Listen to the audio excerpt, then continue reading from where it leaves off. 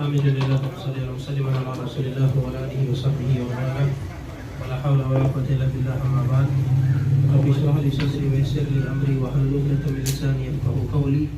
Subhanaka la ilma lana illa ma 'allamtana innaka antal alimul hakim. Alhamdulillah, ma'asyiral hadirin yang dimuliakan oleh Allah Subhanahu wa taala. Alhamdulillah pada saat ini kita berkumpul bersama untuk kembali mengkaji daripada tauhid, ma'rifatullah, pengenalan kepada Allah Subhanahu wa taala. Semoga dengan apa yang kita pelajari, kita termasuk orang-orang yang dekat sama Allah, orang-orang yang benar-benar tahu dengan Allah, dan orang-orang yang beribadah kepada Allah dengan sebenar-benar ibadah. Langsung saja ke dalam pembahasan sifat yang kedua, yaitu al-qidam. Di sini dikatakan al-qidam wa huwa adamul awwaliyyati liwujudihi ta'ala. Sifat yang kedua bagi Allah Subhanahu wa taala adalah sifat qidam. Arti qidam adalah Allah tidak memiliki awal. Tidak ada yang mendahului keberadaan Allah Subhanahu wa taala. Ai innahu ta'ala la awwala liwujudih. Allah enggak ada permulaan. Li'annahu jalla sya'nuhu masdaru hadhil kainat.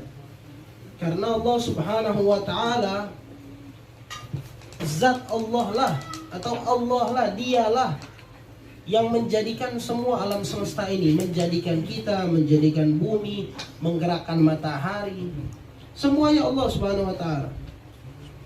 Wa mujidu hadhil mawjudat, dan Allah lah yang membuat atau mewujudkan segala hal.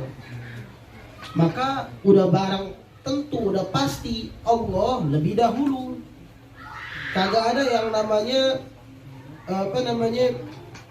HP duluan sebelum penciptanya. Pasti ada orang yang nyiptain dulu, baru muncullah HP.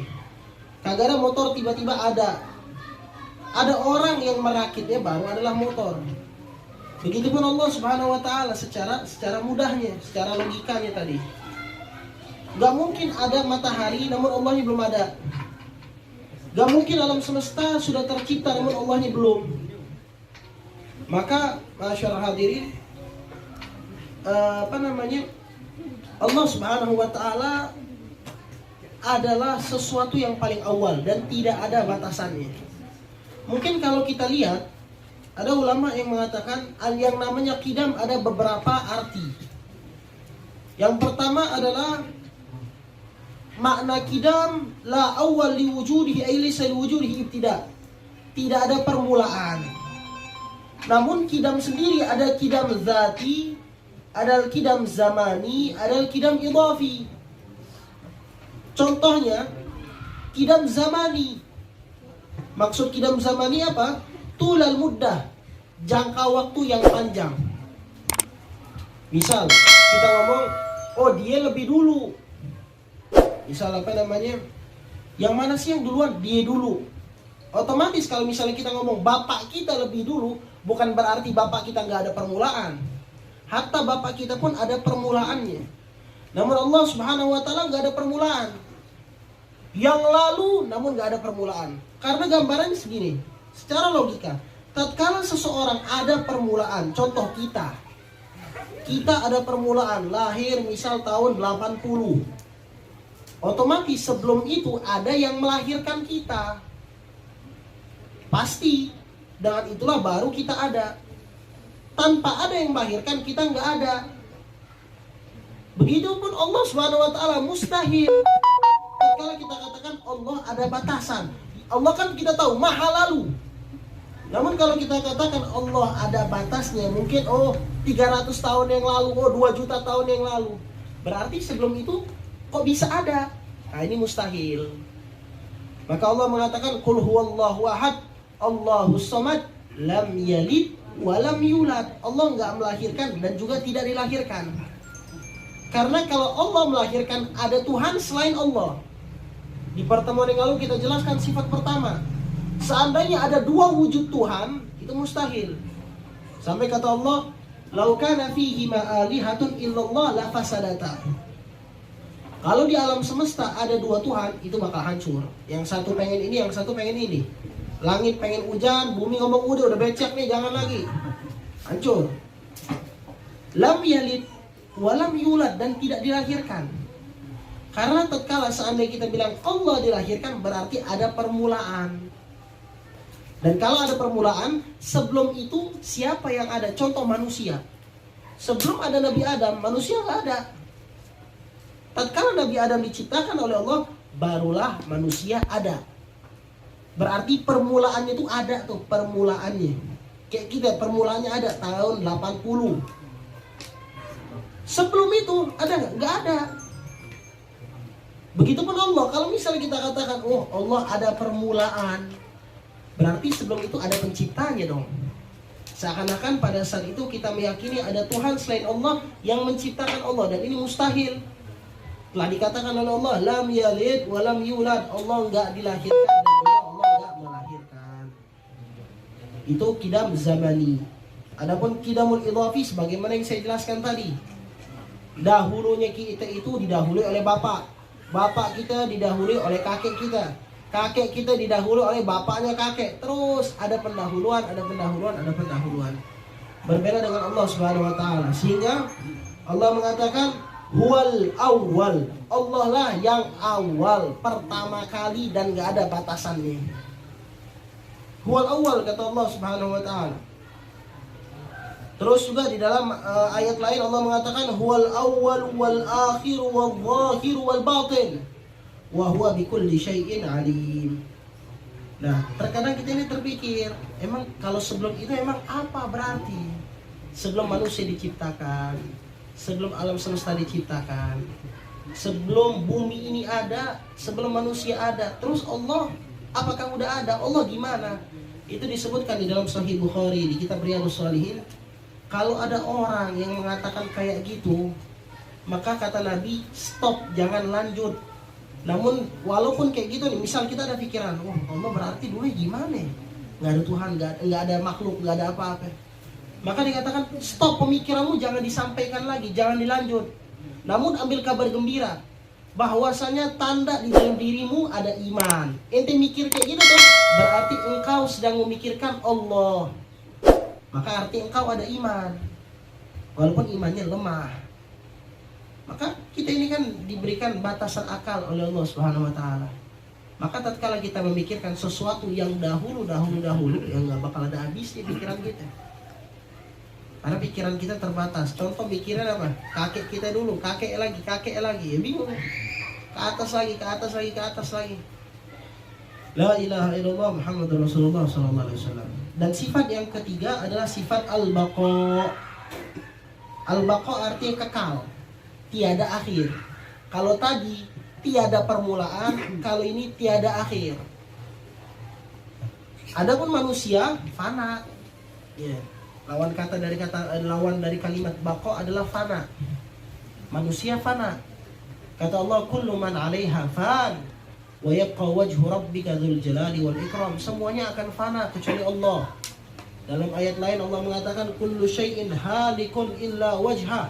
Semuanya akan sirna melainkan Allah Subhanahu wa taala. Nah, maka di sini dikatakan al-baqa huwa adamul qida'u li wujudih. Arti baqa adalah Allah tidak ada akhirnya. Ainahu ta'ala da'imul wujud min ghairi ghayah. Maksudnya apa? Allah Subhanahu wa taala selalu ada tanpa ada batas. Kita ada batas. Hidup di dunia ada batas, ada umur. Hidup di alam lain, di kuburan ada batas. Ntar bakal pindah lagi ke alam akhirat. Semua ada batas. Ya, namun Allah Subhanahu wa taala enggak ada batas. Gambaran mudah kayak gini. Secara logika, seandainya Allah ada batas, ketika Allah kagak ada, maka bagaimana matahari bisa berputar? Bagaimana bumi bisa berputar? Terus bagaimana alam semesta ini bisa tetap terjaga putarannya? Allah Subhanahu wa taala mengatakan di dalam Al-Qur'an Al-Karim, ya, semua perputaran, saya lupa ayatnya, semua perputaran apapun itu di tangan Allah Subhanahu wa taala. Kalau ada batas, udah kelar. Kayak orang kerja, dibuka toko, kagak ada penerus, habis, selesai. Itu mustahil bagi Allah Subhanahu wa taala. Wa bakin ila ghairi nihayah. Allah selalu ada, selalu kekal tanpa ada batasan. Kalau Allah Ta'ala, Allah Subhanahu wa Ta'ala berfirman, kullu man 'alaiha fan wa yabqa wajhu rabbika dzul jalali wal ikram. Semuanya akan sirna. Alam semesta akan sirna. Harta yang kita kejar akan habis, semuanya ada waktunya. Terus kedudukan yang kita cari-cari hilang, bakal habis. Kita mati ya kelar, pensiun ya habis, diambil sama orang lagi. Motor, mobil ada waktunya, udah rusak diganti. Motor, mobil ada waktunya. Tatkala udah ketinggalan zaman, kita jual, dimiliki oleh orang lain. Kita pun sama, manusia, hewan, semuanya sirna. Cuma kita diberikan kelebihan oleh Allah Subhanahu wa Ta'ala. Tatkala kita mati, kita dibangkitkan lagi. Namun kalau hewan mati, belas, hilang. Maka Uwais Al-Qarni mengatakan, andai saja aku seperti hewan yang mati udah kelar, kagak ada apa-apa lagi. Kalau kita kan kagak, dipertanggungjawabkan semuanya. Minuman, makanan, harta, duit akan ditanggungjawabkan semuanya di hadapan Allah Subhanahu wa Ta'ala. Maka nggak heran Allah mengatakan di dalam surah An-Nahl juz 14, Allah Subhanahu wa Ta'ala, ma indakum yanfad. Apa yang dalam diri kalian di dunia, apapun itu, harta, nafas, jiwa, diri, tangan, kaki, semuanya akan ada waktunya. Jantung berdetak ada waktunya. Mata yang awalnya kencang bagus ngelihat, ada waktunya. Ntar suatu saat bakal redup, bakal susah ngelihat. Rabun, ada waktu semuanya. Rambut yang dulu gagahnya ntar rontok sedikit demi sedikit, kadang nggak rontok, ubanan. Semua ada waktu. Ma indakum yanfad. Semua yang ada di dalam diri kalian akan ada waktunya habis, kata Allah Subhanahu wa Ta'ala. Motor, rumah. Kadang orang ini nggak habis pikir deh. Dia ngejar hal-hal duniawi, seakan-akan itu adalah sesuatu yang kekal. Seakan-akan itu sesuatu yang akan dibawa ke dalam kematian. Sampai mereka itu mengejar dunia melebihi daripada segalanya. Sampai mereka melupakan akhirat daripada Allah. Mereka melupakan segala hal yang dapat menyelamatkannya di akhirat kelak. Melupakan Nabi Muhammad, sunnah ditinggalin, Al-Quran ditinggalin, sholat ditinggalin. Yang penting gua kaya dulu. Kalau udah kaya baru mau ibadah. Belum kaya mati duluan, habis. Yang penting gua dapat kedudukan kagak dapat, gila, bunuh diri, nggak tahu disiksa dalam neraka. Selalu berpikiran bahwa saya dunia ini seakan-akan kekal. Semuanya hancur, semuanya habis, semuanya binasa. Kagak ada yang kekal melainkan Allah Subhanahu wa Ta'ala. Maka Nabi Muhammad SAW mengatakan, kita hidup di dunia ini, kalau mau kejar dunia boleh, cuma secukupnya. Liyakun balag ahadikum minad dunya kazadir rakib.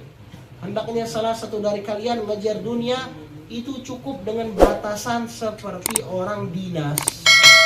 Secukupnya. Kagak ada orang dinas bawa kulkas, bawa TV, bawa lemari, bawa ranjang, bawa kasut, nggak ada. Dia bawa baju, bawa duit, ya paling buat nginep di hotel, kelar. Udah selesai dinasnya, dia balik lagi. Dia balik lagi ke rumahnya. Maka kata Nabi, kita pun di dunia sama kayak gitu. Artinya apa? Nabi mengajarkan kepada kita, semuanya akan fana, gak kita bawa. Wa ma indakum yanfad, kata Allah. Yang di dalam diri kalian akan ada habisnya. Wa ma indallahi baq. Namun yang ada di dalam diri Allah, sedekah, beramal, itu semuanya akan dijaga oleh Allah Subhanahu wa Ta'ala untuk kita. Masa kita lebih demen untuk mengeluarkan hal-hal duniawi yang akan sirna daripada mengeluarkan hal-hal yang ukhrawi, yang akan kekal, yang akan kita dapatkan kelak di yaumil qiyamah, yang akan kita hasilkan, kita rasakan kelak di akhirat. Kita akan nikmati pada saat di surga. Tapi kalau misalnya kita mengeluarkan dengan hal-hal yang kagak ada manfaat, waktu kita gunakan dengan yang gak ada manfaatnya, apakah akan menjadikan kekekalan buat kita? Enggak, habis. Cuma kalau waktu tersebut kita gunakan untuk ibadah, tuh amalan akan menjadi sesuatu yang nolong kita di yaumil qiyamah, di akhirat kelak, yang mana akhirat khalidina fiha, kekal di dalamnya selama-lamanya. Timbul pertanyaan, oh berarti ada yang kekal dong selain dari Allah. Kita lihat kekekalan Allah, baqa'nya Allah tidak didahului dengan sesuatu. Baqa'nya Allah, Allah ini kekal, nggak ada batasannya. Itu tidak didahului dengan sesuatu. Artinya apa? Ya sebelumnya nggak ada. Sebelumnya lagi, sebelumnya. Allah. Nggak ada batas. Namun kalau surga, neraka dulu nggak ada. Tiba-tiba ada. Dikekalkan sama Allah. Maka Allah mengatakan khalidina fiha illa ma syaa rabbuk. Semuanya akan kekal di dalamnya kecuali orang yang Allah inginkan. Seperti di neraka. Ada orang-orang yang nggak kekal di neraka. Contohnya orang yang Islam tapi banyak maksiat, masuk neraka untuk dicuci, namun kelak dimasukkan ke surga. Namun surga dan nerakanya itu kekal, namun kekal dengan makhluk. Karena itu ciptaan Allah Subhanahu wa ta'ala. Beda dengan Allah. Makanya sebagaimana di awal pertemuan tentang sifat Allah saya jelaskan bahwasanya 20 sifat ini adalah seakan-akan rantai, nggak bisa terpisahkan satu sama lain. Bukan berarti kita cuma mengatakan Allah wujud, terus kidamnya hilang, nggak bisa. 20 sifat ini adalah sifat yang wajib. Artinya apa? Nggak boleh hilang sama sekali. Berikatan satu sama lain. Hilang satu, maka ada syawaib. Orang bakal mikir, oh berarti sama dong sama makhluk. Oh berarti kayak gini, hilang satu aja. Makanya ulama menjumlahkan 20 sifat wajib, karena sifat inilah yang akan menambahkan keagungan dan keesaan Allah di otak kita. Karena otak kita ini perlu diisi. Otak kita perlu diisi dengan hal-hal seperti itu. Karena kalau kagak ya bakal ngawur pikiran kemana-mana, falsafahnya kemana-mana. Akhirnya jadi ateis, oh Allah kagak ada. Sebenarnya menjawab orang-orang yang mengatakan Allah tidak ada itu mudah. Coba pikir aja nih, seandainya Tuhan gak ada, itu alam semesta dari mana? Tuh ulat dalam dalam apel, dalam jeruk, kok bisa ada keluar ulat? Siapa yang nyiptain? Kalau kagak ada, oh dia kan karena pembusukan. Yang nyiptain pembusukan siapa?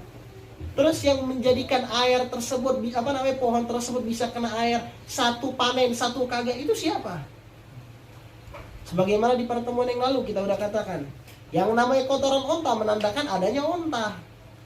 Begitu masalah Allah, masalah wujudnya, masalah kidamnya, masalah baqa'nya adalah sesuatu yang tidak dapat dipisahkan antara satu dengan yang lainnya.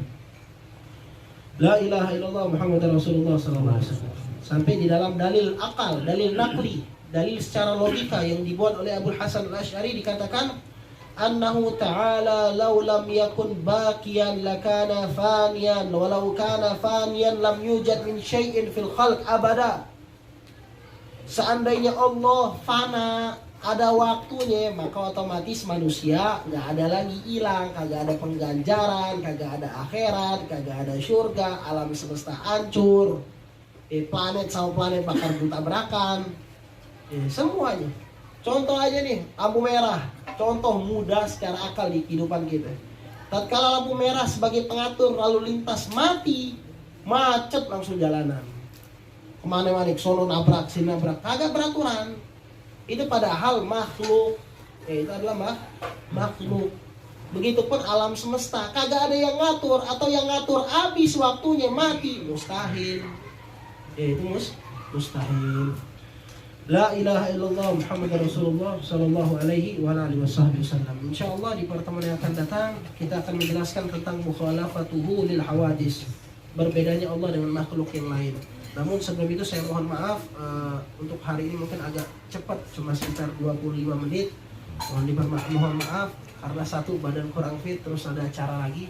Hada ma'akulu lakum. Assalamualaikum warahmatullahi wabarakatuh. Waalaikumsalam warahmatullahi wabarakatuh. Mungkin jika ada pertanyaan boleh 5 menit aja, tapi atau kalau nggak ada kita tutup.